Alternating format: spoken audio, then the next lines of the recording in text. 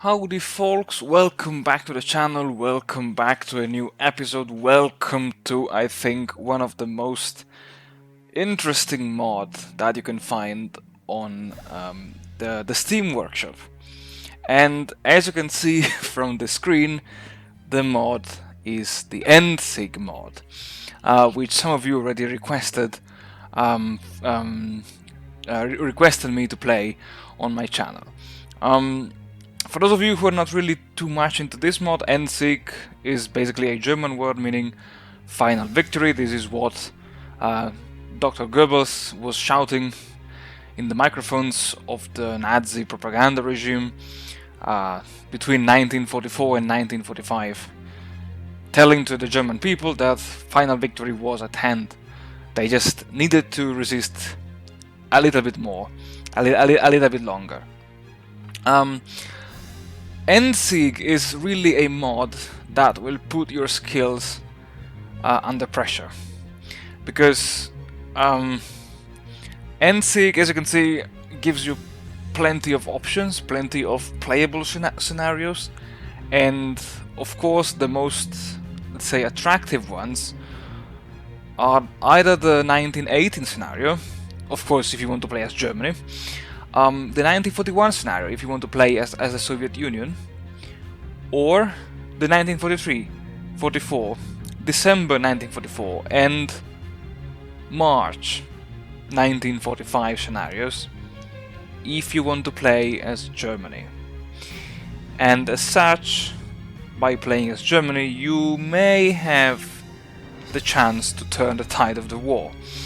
Let's say that if we focus a second on these scenarios, they have a kind of gradual increasing difficulty, because if you go on, of course, it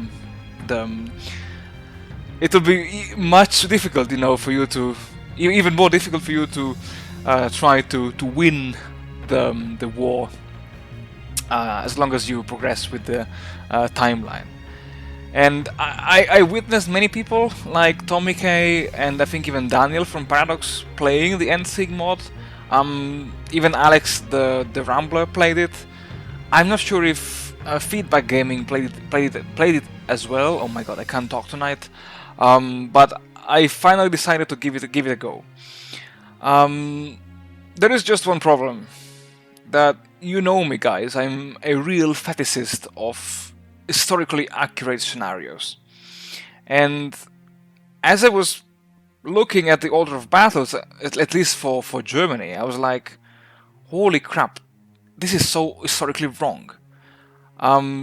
Because, I mean, in some cases I saw duplicates of the same units. In other cases I saw units which were completely wrong in types and model, like especially in the 1944 December scenario.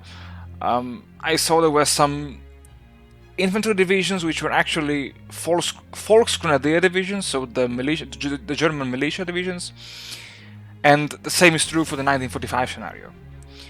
So I know I did something really crazy that I think nobody would have ever done, and this was to basically research and modify the order of battles for the 1943, 44, December and 1945 scenarios to make them more historically accurate, let's say.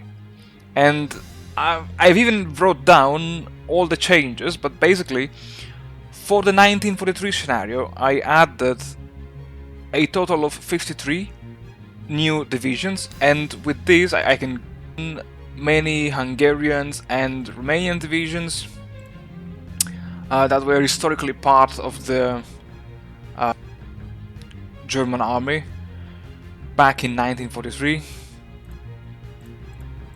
And yeah, they are mainly these troops here, around here. And I also added, yeah, some divisions such as the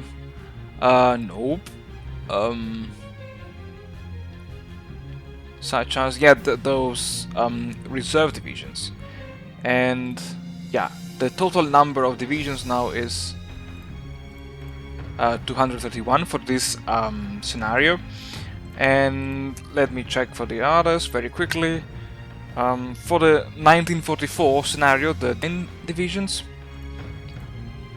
For the December 1944, I added 41 divisions, and I think for the most challenging one, the 1945, I added the beauty of 109. 109 divisions sounds like a lot for you guys, but I can show you how does the situation look like here. And yeah, now they seem a lot, but they are actually like those troops here. You see that they only have 30% of their authorized strength. So I guess it will be really funny to play this scenario, because also, as you can see, I think in the normal mod you get 1.8, 1.9 million men, and here I'm already below 1 million of available manpower. What I've been doing at the moment, I just need to reduce the volume here. Okay.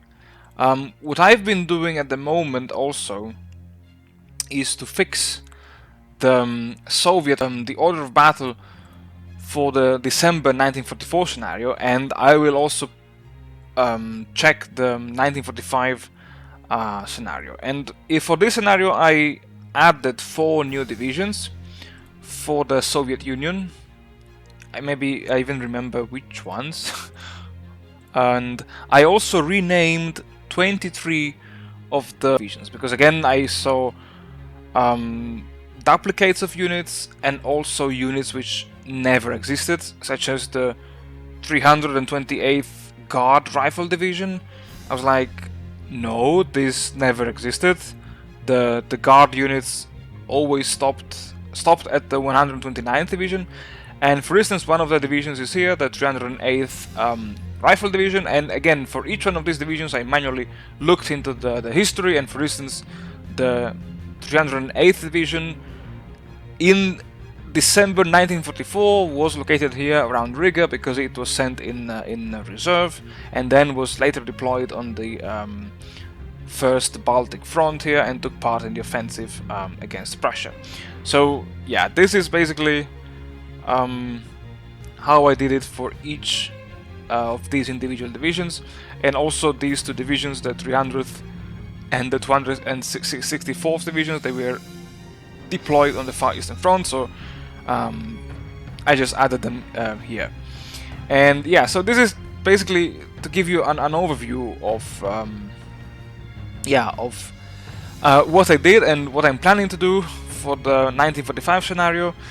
Oh, that's important, I forgot one, I think, aspect that I have to mention with Germany is that by 1945 the Germans still had the so-called Atlantic pockets.